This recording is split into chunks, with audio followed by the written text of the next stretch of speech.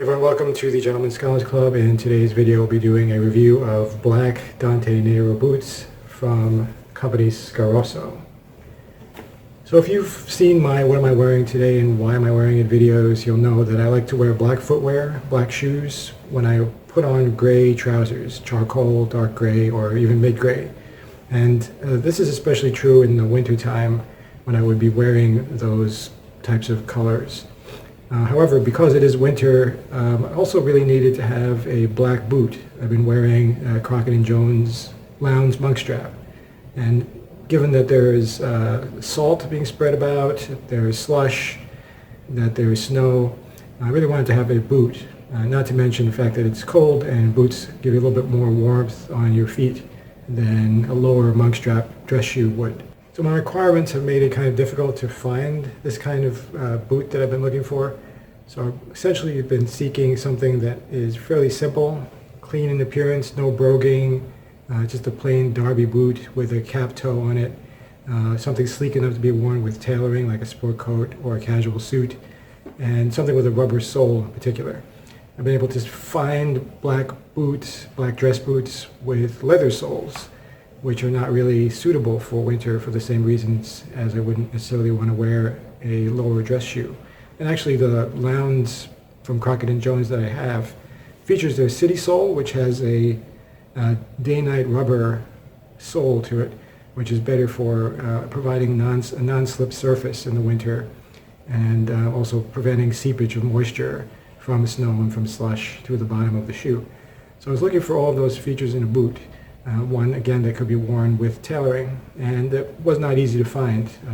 Certainly you can find a lot of black boots for hiking with thick soles, with lug soles, grooved soles, but those are not suitable for tailoring. You can go higher end. Crockett & Jones makes a Northcote shoe, the Northcote model, which is quite attractive.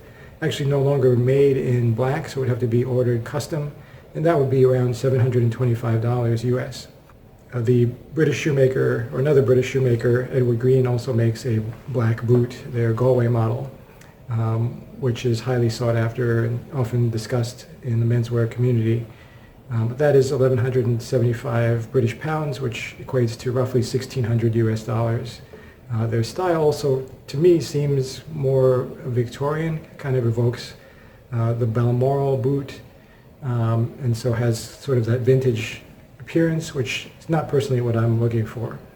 So for those reasons, both cost and some stylistic things, I've decided to try something else. And I stumbled upon a Scarosso, which is a German company that features Italian-made shoes, boots, sneakers, and so on. I actually found them because I used to write articles for the Gentleman's Gazette, and there's a review on there of the shoe. And in the course of looking for a blue suede sneaker, which I've done a video on, you can check that out as well, I noticed that they have a large selection of boots and other shoes. So I thought I'd give a try to their Dante Nero, because it seemed to fulfill the requirements of a black winter boot for me. So let's take a look and see how they did. So here's the Dante boot. As you can see, it is in black. It has a simple cap toe design. The shape of the last is also kind of an almond toe, which is appropriate for tailoring. It's narrow, and it has that dress boot appearance, so very much something you can wear with suit jackets or sport coats. Simple side design as well, just a sort of a line here where the second piece of leather comes across, and again simple up here as well. The weight is it's decent. The leather's not as thick as Crockett & Jones.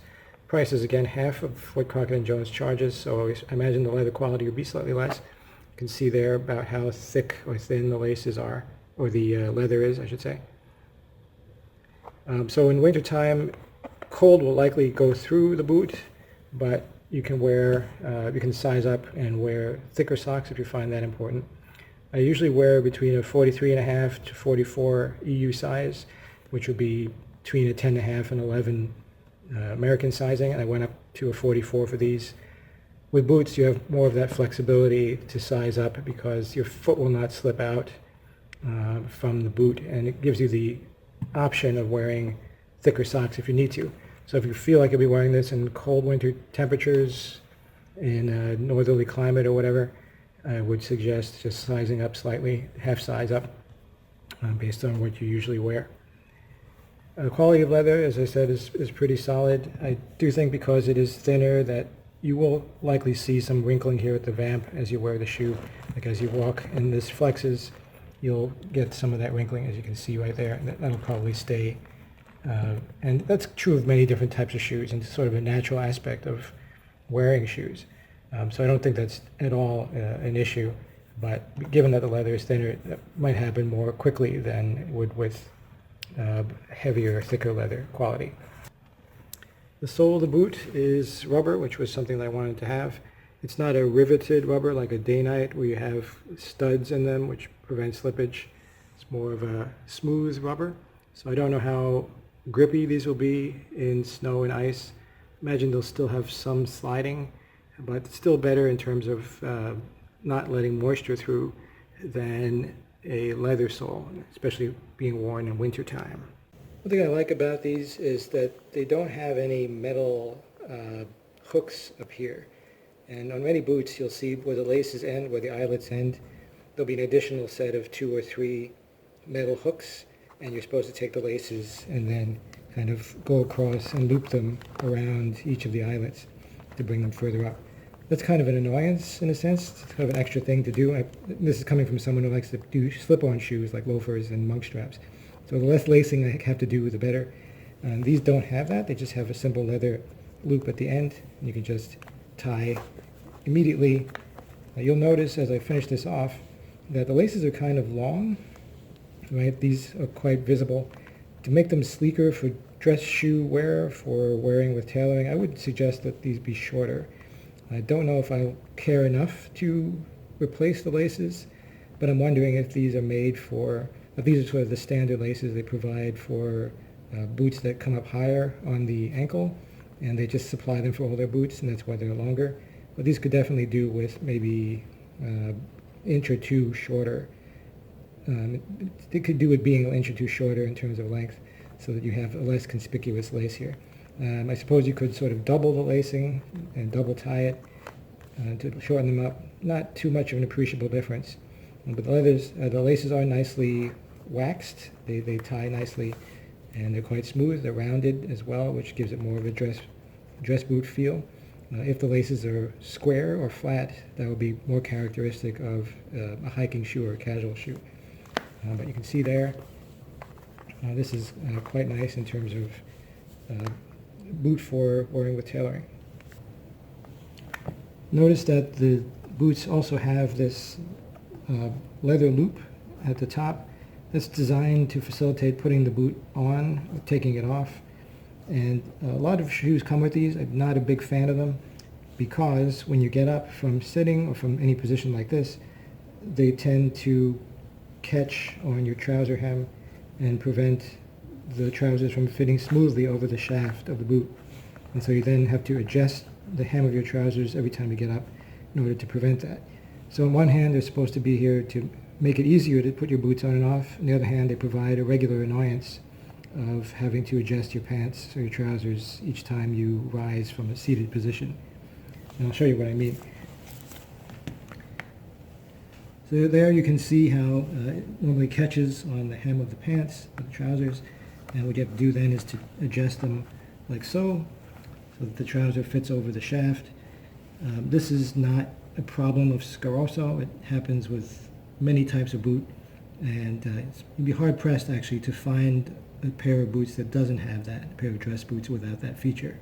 So you just have to live with it essentially, or you can get one custom made somewhere else, or you can cut that off somehow, have a cobbler remove that.